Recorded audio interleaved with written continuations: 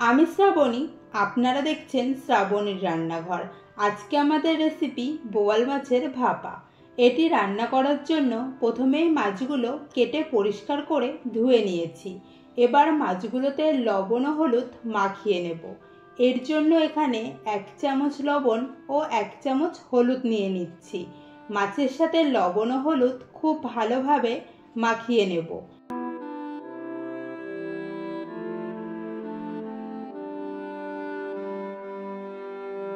লবণ ও হলুদ মাখানো হয়ে গেছে।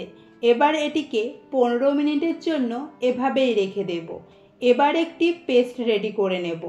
এর জন্য একটি মিক্সির জারে আদা কুচি, 1 চামচ সর্ষে, 1 চামচ জিরে ও 9 থেকে 10টা লঙ্কা, এখানে কাঁচা লঙ্কা ও পাকা লঙ্কা মিশিয়ে নিয়েছি। এবার সামান্য জল দিয়ে একটি পেস্ট রেডি করে নিচ্ছি। কড়াইতে বেশ কিছুটা তেল দিয়ে তেলটা গরম হওয়া পর্যন্ত অপেক্ষা করব। তেল গরম হয়ে গেলে একে একে মাছগুলো তেলে দিয়ে দিচ্ছি। সাথে সাথে নাড়াবেন না, আর মাছগুলো ভাজার সময় তেল ছিটতে পারে, তাই আপনারা ঢাকা দিয়েও মাছগুলো ভাজতে পারেন। এক পাশ ভাজা হয়ে গেছে, এবার একে একে মাছগুলো উল্টে দেব। দুপাশ লাল করে ভাজা হয়ে গেলে মাছগুলো একে একে তেল থেকে তুলে নিচ্ছি। একইভাবে বাকি মাছগুলোও ভেজে নেব। এবার কড়াইতে বেশ কিছুটা তেল গরম করে 1 চামচ জিরে ও শুকনো লঙ্কা দিয়ে হালকা ভেজে নেব। এবার যে পেস্টটা করে রেখেছিলাম সেটি এখানে দিয়ে দিচ্ছি। মশলাটা একটু কষিয়ে নেব। এখানে অ্যাড করব স্বাদ অনুযায়ী লবণ ও 1 চামচ হলুদ। মশলার সাথে খুব ভালো করে মিক্স করে নিয়ে ছোট ছোট করে কেটে রাখা টমেটো এখানে দিয়ে কুক করব, যাতে টমেটোটা বয়েল হয়ে যায়। এবার এখানে 5 থেকে 6টা কাঁচা লঙ্কা ও মশলার বাটি ধোয়া জল দিয়ে আবার মিক্স করে নেব।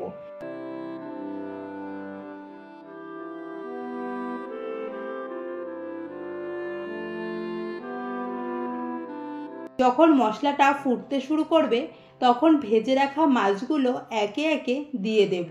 মাছগুলো মশলার সাথে আবারও খুব ভালো করে মিক্স করে নিচ্ছি।